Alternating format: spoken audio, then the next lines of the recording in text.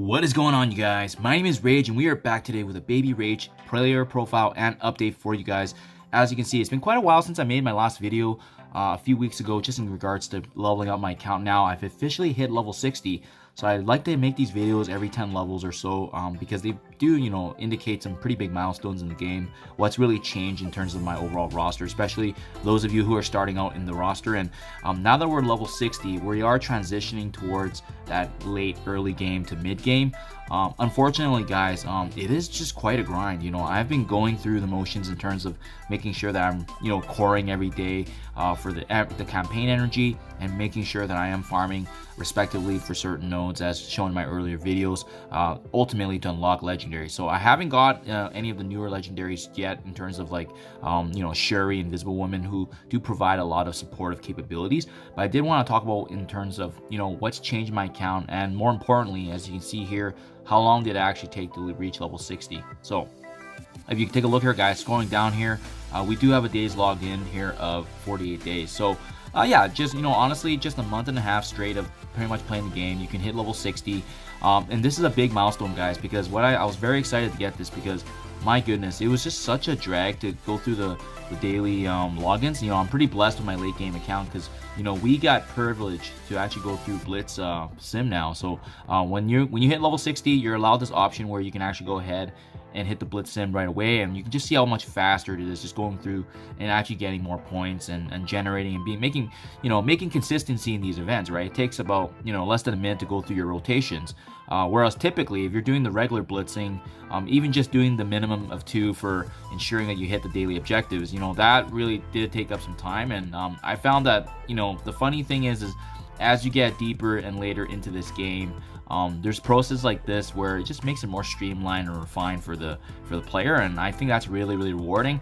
For me, being in my end game account and coming to this where it is slower pace and you have to take the time to actually do the daily objectives, it definitely, I think that's harder to retain players. I can ultimately see the reward. Obviously you get rewarded for such benefits, but just you can see how fast that was, and just being able to do that allows me to just get through it much quicker, especially when you're doing the daily objectives, which is huge, especially if there's milestone events. And guys, what I'll also say is this is actually the first time in this account now, being level 60, where we were lucky enough that the Spider Weaver event is ongoing, and we were able to go through now, and we still have 10 days, right? Unfortunately, I don't actually have 5 vigilant characters right now to start up the next difficulty of hard, but for the easy one, I can honestly say that even though very new to the game, month and a half, these teams are not difficult to beat. 5,000 power for each character, so generally you have like a 30-40k team that's powerful synergies. You should have no issues getting through it. So as you can see, I've farmed the majority of these nodes now and just do my refreshes, but at the end of the day, the goal is ultimately to unlock Spider Weaver, because she has just been an absolute game changer, and will be absolutely huge to get her value in the added arsenal here. So got a couple more vigilant orbs here. Why the heck not? Let's open a couple. Maybe we can get lucky and get more shards. Oh wow, even captured on screen for you guys. So yeah, sometimes the shards can drop pretty good, but I mean, at the end of the day, I'm pretty excited to be able to actually unlock Spider Weaver as part of this account. I'm pretty darn close. We still have quite a few days left in the account, but overall it's been a pretty smooth experience, guys. But unlocking these more powerful early characters in the game in your career, as you progress, they're going to be paying huge dividends, especially when we know the value of what she can bring to the table.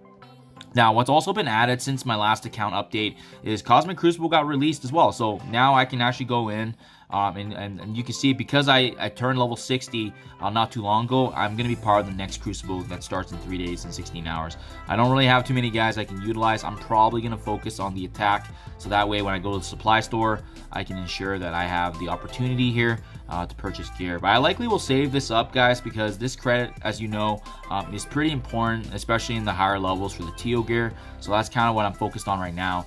More specifically though, guys, I did want to talk to you quickly about my roster, the things that have changed since, because especially that transition from 50 to 60, I do have to be more mindful of the characters I'm bringing up now, especially now that we're transitioning to the mid game. And really the big one that I'm looking forward to making the videos on once I get there is really the big 2 chapters, right? Heroes and Villains Chapter 7. They're a big bottleneck for many of the game content. So you can see here, the requirement is player level 70. So this is really where the true grinding starts, because XP is limited per day, and I am refreshing 4 times per day for additional campaign energy, just to maximize my EXP per day, and that way I can expedite my count. The other aspect to comment on is during this process of level 50 to 60, we also got the ISO 8 campaign mode also unlocked. So I'm going through this right now, just maximizing a couple of these shard fragments. I found this to be pretty challenging because it's only allowing us to use global characters. And I am bringing up characters right now, and you'll see in my roster that they'll definitely be a part of. But yeah, what makes it tricky for sure is the global aspect. And here, I can even show you kind of who I have available right now. And that's why, just to be mindful of it, right? But Hulk is a good one because he's already an endgame character as being part of the Apocalypse Scourge later on. So you're going to need him regardless. You know, Sharon Carter finally got her unlocked from the raid store, so she's been huge. And then Scarlet Witch, about 8,500 there. She's also needed as part of the Apocalypse unlock. So, I mean, those 3 are really, really safe characters. Otherwise, everybody else here, I recently just unlocked, so I'm trying to build them up. But I think the no-brainer here, if you guys are part of that unlock with the calendar compensation, it's going to be Gambit. You know, Gambit is going to have value for sure.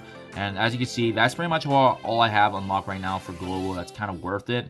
You can argue Vision because he's part of later on the Bionic Avengers if needed for the Doom 2, Doom 3 raid. So characters to keep an eye out for, but those are really the only ones I would kind of recommend. Iron Man as well, because you can have that synergy with Vision, but they're going to need a little bit of time to build up. So yeah, that's a wrap right there, guys. ISO 8 unlocked there. We got Cosmic Crucible. Hopefully you can make some footage and gameplay for you guys to showcase them introductory battles. But at the end of the day too, what am I doing from a milestone standpoint to maximize my value? Well, we only get so much gold per day, right? So we definitely have to be mindful of that. So what I've been doing every day is finding a balance. You know, we also want to make sure that we're, you know, getting the opportunity to actually maximize on power cores. So what I found to be a pretty decent balance is this milestone 5 here, stopping at 725,000. Just because stopping here, I would get at least, you know, 10 plus 20 45 power cores per day, which does add to our daily total, just ensuring that we have enough to utilize. And again, for events like the Spider Weaver Web of Life, it's huge in terms of maximizing that potential. So that's pretty much what's been new, guys. Lastly, let's wrap up by speaking about some of the characters I've been building up in my roster, especially now that we're transitioning to that mid game and we're eyeing taking a look at the next campaign modes, right, which I'll show you guys as well. But the big notable character for me, guys, hands down, is Shang-Chi. You know, I want to keep building him up because we know that he's going to be an endgame character. Yes, I'm going to bring him in for Heroes Chapter 7 once I am level 70, but we know he's an endgame character, used in all game modes, Dark Dimension, a war essential, especially part of that Heroes for Hire team. There's still a really powerful team, despite all these new war offense teams coming out. And used in Dark Dimension 5 earlier, like I said, he's mandatory in Doom 2, Doom 3 raids until a better skill team comes. So really does make sense to build Shang-Chi up. And then another notable one is Loki. Now, Loki, I wouldn't recommend building him up all the way to the very max, but he does have a lot of mid-game value and potentially even end-game, just because he does manipulate the turn meter. And what's been notable for him is his mind control ability, where he does actually mind control and utilize an enemy that's against us. So they can be a very powerful enemy, and they're going to be the one that's inflicting the damage, right? So that works really good. I also like his defensive capabilities because he can apply stealth to himself and then summon images who will likely take up and soak up delusional damage there for us on our team, right? So Loki and Shang-Chi have been really, really big additions for myself, especially Loki being part of that, you know, cosmic mystic aspect. You're going to need a character like that, especially going through the campaigns for Mystic and Cosmic respectfully. Another big one, now that I kind of push deeper into Nexus, is Squirrel Girl, guys. If you watch my late game content in my other account, you'll know that Squirrel Girl is probably one of the best characters I have in my arsenal, because, well, you know, she's part of the meta Young Avengers. You need that team really ultimately to push and unlock Rogue, the second Legendary Horseman. I used her in Dark Dimension 5. And overall, Young Avengers is a great War and Cosmic Crucible team. So you're not going to lose any value whatsoever building her up early on. She's a great character, a great kit.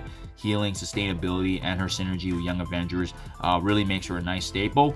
I've also started building up the dual combination of Gamora and Nebula because they do a lot of damage. And yes, Infinity Watch may no longer be the meta in terms of the arena meta, but overall, they're still a top 5 offense and defensive team in the game. and for that reason, it makes sense to build them up because they're gonna have some staying value. You can invest in them in terms of the early to mid game, maybe not push them all the way, but they got some great synergy with each other, especially having that natural revive, Nebula assisting with the attacks, and Gamora really dealing the bulk of the damage. So also with the campaigns, as you'll see later on, we're going to need some more powerful cosmic characters, so it really does make sense to build a tandem that can actually thrive in that environment, but at the same time help us transition ultimately to the mid game. Now, as you guys can see here, I'm very excited. Only one shard away, so I'm going to have no issues unlocking Spider-Weaver, and I am going to pour everything into her because she's going to be such a strong, notable addition, especially being this early in the game. And then lastly, guys, we've already talked about how powerful Rogue is as a legendary horseman, as noted earlier. That combination attack with Gambit is essential. They've really been revised as a very top meta in Cosmic Crucible. Overall, the Unlimited X-Men are just a really good team, and they can be used almost in all game modes outside of the Doom 2, Doom 3 raids. But where, you know, rumor has it that there's gonna be a team coming for that anyway. So either way, you're gonna be getting value building Gambit and Rogue early on if you can. And then otherwise, everybody's been status quo, guys. Pretty consistent with all my other videos. The only other notable character that's been newly added, as noted earlier, is Sharon Carter. Just because she has some really good crowd controlling abilities. She's got an ability block, and her No Mercy does apply a stun later on when I do level this up once she's level 60. So that's very, very close right there, guys. I just have to add a little bit in there. But part of that Secret Avengers meta with Captain Sam and Maria Hill, who I'm also trying to get. And by them having that tag, they're also going to be required for the Omega Red unlock as well. One of the top 5 legendaries in the game. So just kind of, you know, planting my seeds, getting ready for the mid-game transition. At the same time, I'm still, as you can see, focused on building up the Sinister Sticks and Spider-Verse because these characters are very, very important in terms of unlocking powerful legendaries, especially one of them being Shuri, and we're going to need her defensive capabilities. So that's why I'm building those guys up, and you need to farm. And honestly speaking, guys, I think this is the hardest part of the game. There's not going to be much fun right now in terms of just farming. So I wish they can implement some better catch-up mechanics, but I can definitely understand why this probably is the area of the game if you're playing a month and a half in, 2 months, that it could be harder to keep players engaged just because every day, the moment I'm logging in, I'm actually just farming their nodes and then I'm done.